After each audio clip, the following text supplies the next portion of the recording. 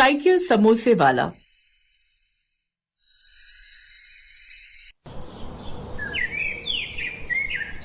अरे सुना तुमने, अपने थाने में एक नया इंस्पेक्टर आने वाला है। पहले वाला तो बड़ा कंजूस था, न जाने अब ये वाला कैसा होगा। सही कहा तुमने। कुछ देर बाद पालमपुर गांव में गाड़ी आकर स्टेशन के बाहर रुकती है और उसमें से एक इंस्पेक्टर निकलता है जिसका तबादला हुआ था। वो उस पुलिस स्टेशन में आता है। उसके आते ही वो सभी हवलदार खड़े हो जाते हैं। हाँ ठीक है। अब जो सबसे सीनियर हवलदार है वो यहाँ हो। विजय कुमार स्टेशन में जाकर बैठ जाता है।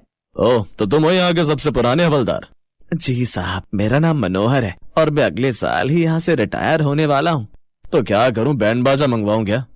तुझसे पूछा क्या किसी ने कि तू कब रिटायर होगा या नहीं? मुझे इससे क्या लेना देना? तू कभी भी रिटायर हो या ना हो, ये इस थाने में पूरी जिंदगी गुजार दे, मुझे इससे क्या? बेकार ही मेरा टाइम खोटी कर रहा है। अच्छा चल, अब जाकर मेरे लिए एक बढ़िया कटिंग वाली चाय लेकर आ। जी साहब, अभी लेकर आया। बूढ़ा मनोहर अब जल्दी से सामने वाली चाय की दुकान पर गया और उसके लिए चाय ले आया। इतनी ठीक भी नहीं है, लेकिन इतनी बुरी भी नहीं है। अच्छा ये बता मनोहर, तुझे मेरे बारे में क्या क्या पता है? सर वो अरे क्या हुआ, तू डर क्यों रहा है? जो भी मेरे बारे में सुना है वो सब तू अच्छे से बता, मुझे बुरा नहीं लगेगा। देख ये सब तो चलता ही है, लोग तो पीठ पीछे प्रधानमंत्री को भी गालियां देते हैं। क्यों? चल अब जल्दी जल्दी बता, क्या सुना तूने मेरे बारे में? वो साहब, यही कि आप रिश्वत लेने में माहिर हैं। रिश्वत के लिए तो आप झूठे को सच्चा और सच्चे को झूठा बना सकते हैं। अगर पैसे मिल जाएं तो आपके लिए क्या बड़ा और क्या छोटा सब एक समान है। बस यही सब सुना है साहब, लेकिन सुनी हुई बातें कहाँ सच होती हैं? लोगों की आधी से ज्यादा बातें तो झूठी होती है ना। हाँ हो भी सकता है, लेकिन मैं तुझे ये बताना चाहता हूँ कि तूने जो भी सुना है ना वो कम है। मैं तो बहुत बड़ा फिल्म हूँ, पैसे के लिए तुझे भी खड़े खड़े बेच दूं, समझा? और बिना रिश्वत के तो मेरा गुजारा चलता ही नहीं है, क्योंकि मेरे खर्चे थोड़े हाई फाई हैं। खैर ये बता, अब अपने गाँव की गुनाह की फाइल कहाँ है? बाहर मेरे टेबल पर रखी है, अभी लाता हूँ साहब। अबे ओ चाचा, तुझे किसने कहा इस उम्र में इतना फुर्ती दिखाने को? ज्यादा फुर्ती दिखाएगा ना तो ऐसा ना हो कि इस उम्र में तेरी हड्डियां चटक जाए, समझा? चलो मुझे ये बता, इस गांव में कौन क्या क्या बिजनेस करता है और कितने पैसे कमाता है, वो सब जानकारी मुझे बताओ, समझे? अब उसने एक एक कर सभी की जानकारी देनी शुरू की। ठीक है, तो कल हम गाँव का मुआयना करने चलेंगे। चल अब सामने वाले ढाबे से मेरे लिए बढ़िया सी थाली बनवा कर ले आ, और हाँ, उस ढाबे वाले को समझा देना कि मुझसे पैसे मांगने की हिम्मत भी ना करे। बड़ा ही घूसखोर है इंस्पेक्टर, तो आते मुफ्त में खाने बैठ गया। गांव के इस पुलिस स्टेशन में एक नया इंस्पेक्टर आया था जो कि बड़ा ही घूसखोर था। उसी गांव में एक छोर पर मनीष नाम का एक आदमी रहता था जो कि साइकिल पर समोसे बेचा करता था। उसके समोसे सबको ही बड़े पसंद आते थे। समोसे समोसे आइए, गर्मा गर्म समोसे खाइए, आइए आइए जल्दी आइए, समोसे खाइए। अब एक एक कर उसके पास ग्राहक आने लगे। आ गया मनीष बेटा, कब से मैं तेरे समोसे के इंतजार में खड़ी थी। तेरे समोसों के नाम से ही ना मुंह में पानी आ जाता है। ओए होए होए, कितने चटपटे होते हैं तेरे ये समोसे। अरे काकी, इस उम्र में ज्यादा चटपटा खाना ना सेहत के लिए हानिकारक है, समझी? इसलिए सोच समझ कर खाया करो। अरे ओ राजू, इस उम्र से क्या मतलब है तुम्हारा? कमला काकी की अभी उम्र क्या है? देखो तो कितनी जवान है अभी तो। बोलो काकी, कितने समोसे करूं? हाय जीते रहे मनीष, तू ऐसा कर, मेरे लिए 4 समोसे बांध दे। चाची, इस उम्र में 4 खा जाओगी?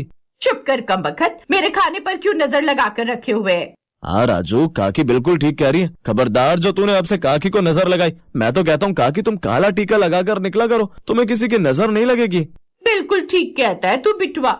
मनीष बड़ा ही होशियार था। अपनी बातों से वो सबका मन लगाए रखता था। साथ ही कई बार वो अपने ग्राहकों के साथ ऐसी ऐसी शर्त लगाता कि सब शर्त हार जाते और वो जीत जाता। ऐसे ही एक रोज जब उसके पास गांव का मास्टर समोसे खा रहा था, तभी मनीष की नजर सामने वाले पेड़ पर बैठे बंदर पर जाती है और वो मन ही मन सोचता है, अभी मैं इससे शर्त लगाता हूँ।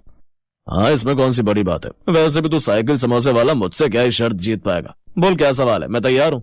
मास्टर जी, मैंने सुना है कि इंसान बंदर से ही आए, मतलब बंदर ही बाद में इंसान बने। अगर ऐसा है तो अभी भी वो देखो, पेड़ पर ये सब बंदर क्यों रह गए? ये सब इंसान क्यों नहीं बने? मनीष का ये सवाल सुनकर मास्टर अपना सर खुजाने लगता है। सोचो सोचो, जवाब दो, बोलो। अब वो मास्टर काफी देर तक सोचता है, लेकिन उसके पास इसका जवाब नहीं होता। इसका जवाब तो मेरे पास नहीं है, लेकिन इस समोसे वाले के पास है। लेकिन इसके जवाब के 200 रुपए लगेंगे। बोलो मंजूर है तो बताऊं जवाब? हाँ बोल। अब देखो साहब, हम इंसान जिस बंदर की प्रजाति से आए हैं वो अलग प्रजाति थी, और पेड़ पर रहने वाले बंदर अलग प्रजाति के हैं। इसीलिए तो वो बंदर आज तक बंदर ही रह गए और वो इंसान नहीं बन पाए। हाँ तुम बिल्कुल ठीक कह रहे हो, सब ठीक ही कहते हैं। बड़ी अकल है तुम में। ये लो अपने 200 रुपए पकड़ो। वो मास्टर उसे 200 रुपए देकर चला गया। कुछ देर बाद वहाँ पर एक पुलिस की जीप आकर रुकती है। उसमें से मनोहर और इंस्पेक्टर विजय कुमार उतरते हैं। क्या रे मनोहर, यहाँ पर तो कितने सारे लोग गाड़ी पर धंधा करते हैं, लेकिन इनके बारे में तूने कुछ भी नहीं बताया। साहब, ये लोग तो छोटे मोटे धंधा करने वाले हैं, इसीलिए आपको इनके बारे में कुछ भी नहीं बताया। फालतू की बात मत कर। छोटे धंधे वाले हैं तो क्या हुआ, बड़े धंधे वाले हुए तो क्या हुआ, मुझे तो बस पैसों से मतलब है। अच्छा, वैसे एक बात कहूँ साहब, यहाँ एक बार को आपको बाकी सब लोग पैसे दे भी सकते हैं, लेकिन वो है ना वहाँ, वो उसका नाम मनीष है, समोसे बेचता है साइकिल पर, दिमाग का बड़ा शातिर है वो। आपको बातों में ऐसा उलझा लेगा कि आपको पैसे ही नहीं देगा। अरे ऐसे छोटे मोटे लोगों को मैंने बहुत देखा है, इसको तो मैं चुटकी बजाकर सीधा कर दूं। चल मेरे साथ और देख मेरा रुतबा। फिर कुछ देर बाद, अरे ओ, तूने यहाँ पर अपनी गाड़ी क्यों लगाई है? अगर तूने यहाँ गाड़ी लगाई ना तो तुझे रिश्वत देनी पड़ेगी, मुझे समझा? रिश्वत? अच्छा एक बात बताओ साहब, आप सच में पढ़ाई करके पुलिस में भर्ती हुए हो ना? क्या बोला? अब मतलब आपको गाड़ी और साइकिल में फर्क नहीं पता क्या? गाड़ी वो है जो आपके पास है और मेरे पास जो है उसे साइकिल बोलते हैं। और साइकिल पर मैं एक जगह पर नहीं टिकता, यहाँ से वहाँ घूमते हुए समोसे बेचता हूँ साहब। तो आप ही बताओ, जब मेरा कोई ठिकाना ही नहीं है तो फिर मैं किस बात के आपको पैसे दूं, बताओ? मेरे सामने नए ज्यादा चालाकी दिखाने की जरूरत नहीं है, समझा? अरे नहीं साहब, मैं ठहरा एक समोसे वाला और आप एक इंस्पेक्टर साहब, तो आप ही बताइए कि कैसे मैं आपका मुकाबला कर सकता हूँ। वैसे ये बताइए कि मैं आपसे शर्त लगाऊं तो आप जीत गए तो जितना पैसा मांगूंगा उतना दोगे, और अगर आप हार गए तो आप कभी किसी से रिश्वत मत लेना यहाँ पे। बोलो मंजूर है? ये सुनकर मनोहर कहता है, नहीं साहब, आप इसकी बातों में मत आइए, ये आपको अपनी बातों में फिर उलझा रहा है, आप शर्त मत लगाइए। अरे चुप कर, मैं इंस्पेक्टर विजय कुमार हूँ और मैं यूं ही हार नहीं मान सकता, समझा? ठीक है, मैं शर्त के लिए तैयार हूँ, लेकिन करना क्या है वो मैं डिसाइड करूंगा। अब सुन, कल तुम साइकिल पर घूमते हुए समोसे बेचोगे, लेकिन वो समोसे साइकिल पर नहीं होने चाहिए, और जब किसी ने रोका तभी वहीं रुककर तुम समोसे दोगे, लेकिन अपने हाथों से नहीं दोगे और ना ही अपने हाथों से पैसे लोगे। बोलो मंजूर है? ठीक है, मुझे मंजूर है। अब वो अगले दिन फिर से साइकिल पर चलते हुए समोसे बेचने आता है, लेकिन इस बार समोसे टोकरी में होते हैं और टोकरी उसके सर पर। एक हाथ से वो साइकिल चला रहा था और एक हाथ से उसने टोकरी पकड़ी हुई। गर्मा गर्म समोसे ले लो। मनीष भैया, मुझे भी समोसे देते जाइए। हाँ बहन। मनीष साइकिल रोकता है और एक पेड़ की छांव में बैठ जाता है। अब समोसा अपने हाथों से लेकर ये पैसे मेरी जेब में डाल दीजिए।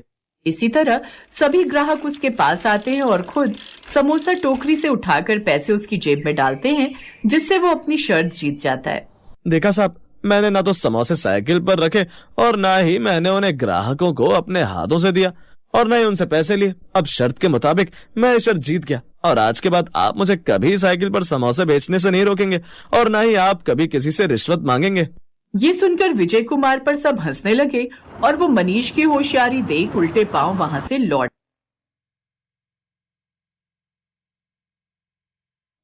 पालमपुर गांव में गणेश नाम का एक आदमी रहता था। उसके परिवार में उसकी पत्नी माधुरी, 7 साल का बेटा मोनू और 6 साल की बेटी पिंकी रहती थी। गणेश एक किसान था जो अपने खेत में मटर की खेती करता था, जिसे बेचकर ही वो अपने परिवार का पेट पालता था। भले ही उसकी कमाई कुछ ज्यादा नहीं थी, लेकिन फिर भी वो गरीबी में भी खुश रहने वाला परिवार था। ऐसे ही एक रोज, बाबा मेरे स्कूल का बस्ता फट रहा है। माँ ने सिला भी था लेकिन वो फिर से फट गया। भैया का पुराना बस्ता था ना, वो शायद इसलिए।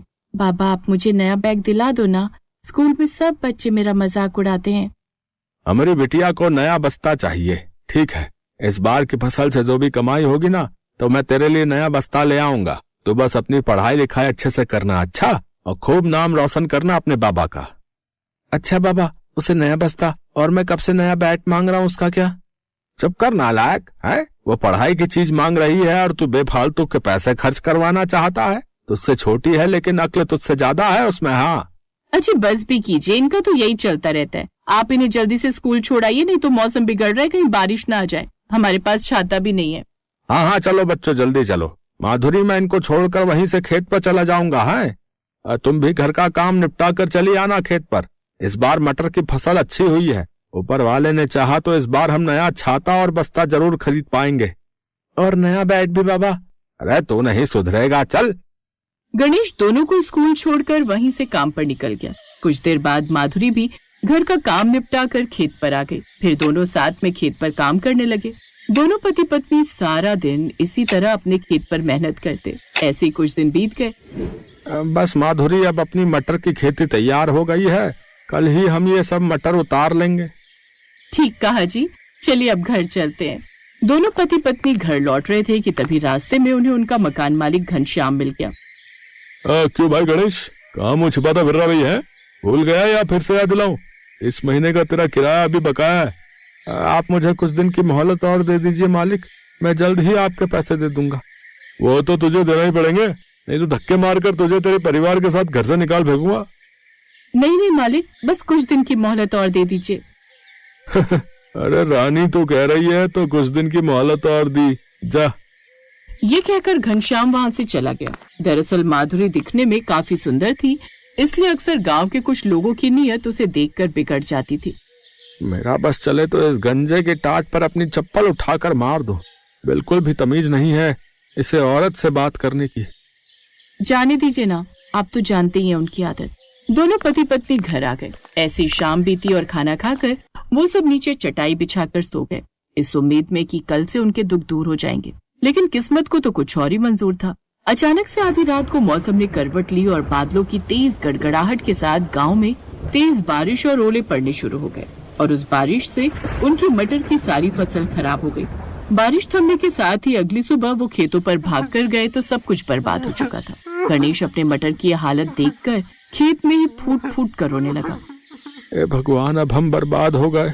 तो हम गरीबों की जिंदगी जीते जी क्यों नरक बना देता है भगवान। अब मैं अपने बच्चों की ख्वाहिशें कैसे पूरी करूंगा। माधुरी काफी हिम्मत वाली थी। उसने गणेश को हौसला दिया और उसे अपने साथ घर ले आई। देखिए, कुदरत के आगे कहाँ किसी की चली है। अब जो नसीब में लिखा था वो तो होना ही था। अब आप हिम्मत रखिए, ऊपर वाले की मर्जी से ये सब हुआ है तो उसने जरूर हमारे लिए कुछ न कुछ अच्छा ही सोचा होगा। अपनी फसल खराब होने से गणेश पूरी तरह से टूट चुका था। हफ्ते भर बाद घनश्याम अपने कुछ गुंडों के साथ उनके घर पहुंच गया। अब तो तू बर्बाद हो गया, तेरे तो खुद ही खाने के लाले पड़े हैं और तू मेरा किराया क्या ही देगा। इसीलिए अभी के अभी तुम सब निकलो यहाँ से। मालिक ऐसा ना करो, पहले ही हम काफी दुख में हैं, ऊपर से बाहर बारिश भी है। ऐसे में मैं अपने बीवी बच्चों के साथ कहाँ जाऊंगा। तू अपने पिल्लों को लेकर जा मर्जी जा, लेकिन हाँ रानी, अगर तू चाहे तो तू मेरे साथ रह सकती है। कसम से तुझे हमेशा कुछ रखूंगा। अगर अगली बार तेरे मुंह से ये बात सुनी ना तो चप्पल से ऐसी कुटाई करूंगी कि जो थोड़े बहुत बाल है वो भी नहीं बचेंगे। और तू क्या निकालेगा, हम ही जा रहे हैं घर छोड़कर। मम्मी, मैं तो कहता हूँ ये मिर्च का डब्बा इसकी आंखों में उड़ेल दो, बुड्ढा खुसट कहीं का। तेरी तो खबरदार, जो मेरे बच्चों को हाथ भी लगाया, नहीं तो दोनों हाथ उखाड़कर ऐसे फेंकूंगी कि एक कश्मीर में जाकर गिरेगा और दूसरा सीधा कन्याकुमारी में। माधुरी अपने पति और बच्चों के साथ वहाँ से चली जाती है। कुछ देर बाद तेज हवा चलने लगती है, जिसके बाद बरसात शुरू हो जाती है। बारिश में भीगते हुए वो जंगल की तरफ चल पड़ते हैं, जहाँ एक गुफा उन्हें दिखाई देती है और वो उसी में रहने लगते हैं। बाहर जोरों की बारिश और पेट में भूख, जैसे तैसे वो वहीं पर सो जाते हैं। अगली सुबह बारिश थम जाती है। माँ, भूख लगी है, कुछ खाने को दो ना। मैं अपने साथ थोड़ा आटा लाई थी जो घर में बचा हुआ था, इन्हीं की रोटी बनाकर मैं बच्चों को खिला देती हूँ। ठीक है माधुरी, मैं भी कुछ काम ढूंढ कर आता हूँ। शाम को गणेश खाली हाथ लौटता है। कहीं काम नहीं मिला माधुरी, मेरी तो कुछ समझ में नहीं आ रहा है कि बच्चों को क्या खिलाऊंगा। हम दोनों तो भूखे रह भी लेंगे, लेकिन ये दोनों नन्ही सी जान कैसे भूख बर्दाश्त कर पाएंगे। तभी माधुरी अपने गले में पड़ी चांदी की चेन निकाल कर गणेश को देती है। इसे देकर थोड़ा आटा ले आइए। लेकिन माधुरी, ये तो तुम्हारी माँ की आखिरी निशानी थी ना। हाँ, लेकिन आज एक माँ को अपने बच्चों की खातिर इसे बेचना पड़ रहा है। अब ज्यादा मत सोचिए और जाइए। गणेश दुकान जाकर आटा और सामान ले आता है और माधुरी अपने खेत में जाती है, जहाँ कुछ मटर की फसल टूट कर पड़ी हुई थी। उन मटर को वो अपने साथ ले आती है, जिसके बाद वो उन दानों को तेल में तल लेती है। फिर मसाला बनाकर उन तले हुए मटर को उसमें डाल लेती है और कुछ ही देर में तले हुए मटर की सब्जी बनकर तैयार हो जाती है। फिर सबको खाने को परोसती है। जैसे ही वो सभी पहला निवाला मुंह में डालते हैं तो एक दूसरे की शक्ल देखने लगते हैं। क्या हुआ, सब्जी अच्छी नहीं बनी क्या? मम्मी, अच्छी नहीं, बहुत अच्छी बनी है। सच में माधुरी, इतनी अच्छी सब्जी हमने आज तक नहीं खाई। हमने क्या, किसी ने भी नहीं खाई होगी। तुमने ये कहाँ से सीखी? सच कहूँ तो सीखी नहीं, कल अपने खेत पर गई थी, वहीं से बचे कुचे मटर उठा लाई और धूप में सुखाकर उन्हें तलकर बना डाला। लेकिन ये सचमुच में कमाल के बने हैं। अगर तुम इसी का ठेला लगाकर बेचो तो तुम खूब पैसे कमाओगी। सच? तो सोचना क्या, आज से ही बल्कि अभी से ही शुरू करते हैं। सब्जी अभी भी काफी बची है, मैं साथ में थोड़ी पूड़ी लगा देती हूँ। आप पतीले में ये सब्जी, डब्बे में पूड़ी और मैं थोड़े पत्ते की प्लेट और कटोरी बना देती हूँ, आप उन्हीं में देते जाइएगा। अब एक काम करते हैं, दोनों साथ में चलते हैं। तैयारी करने के बाद दोनों बाजार चले गए। तली हुई मटर की सब्जी और पूरी खा लो। हैं? तली हुई मटर की सब्जी? भाई ये तो पहली बार सुना। भैया कितने की प्लेट दी भाई साहब? जी सिर्फ 30 रुपए। अच्छा लगा दो फिर। माधुरी जल्दी से उसे एक प्लेट लगा कर देती है और सच में माधुरी की तली हुई मटर की सब्जी कमाल कर गई। लोगों को वो पसंद आई और अब और प्लेट की डिमांड आने लगी। क्या कमाल की सब्जी है भाई साहब। कल मैं मंदिर के बाहर भंडारा करवा रहा हूँ और मैं चाहता हूँ कि आप पूरी के साथ ऐसी ही तली हुई मटर की सब्जी पूरी के साथ बनाओ। एडवांस के तौर पर ये रहे ये 30,000। पहले ही दिन उन्हें बड़ा ऑर्डर मिल गया। दोनों बड़े खुश हुए। अगले दिन माधुरी ने भंडारे के लिए वैसी ही सब्जी पूड़ी के साथ तैयार कर दी। भंडारे में भी सबको उनके बनाए हुए तली मटर की सब्जी और पूड़ी पसंद आई। अब उन्होंने खुद का ठेला खरीद कर उसमें बनाकर बेचने लगे। अब इसी तरह और भी कई ऑर्डर उनके पास आने लगे और उन्होंने खूब पैसे कमाने शुरू कर दिए। साथ ही गणेश ने अपने खेत पर ही फिर से मटर उगाने शुरू कर दिए और उन्हीं मटर को तलकर वो उसकी सब्जी बनाने लगे, जिससे उन्हें खूब मुनाफा होने लगा। अब उनके पास सब कुछ था, खुद का घर, पिंकी के लिए नया बस्ता, मोनू का नया बैट और सबका अपना अपना एक छाता। Best buddies. Hello friends, thanks for watching this video. अगर आपको ये वीडियो पसंद आया है तो प्लीज लाइक, सब्सक्राइब, कमेंट्स करें इस वीडियो पर और हाँ, शेयर करना भी ना भूलें। और भी मजेदार वीडियो देखने के लिए नीचे दिए गए बेल आइकॉन को दबाएं। देखते रहिए बेस्ट बडीज।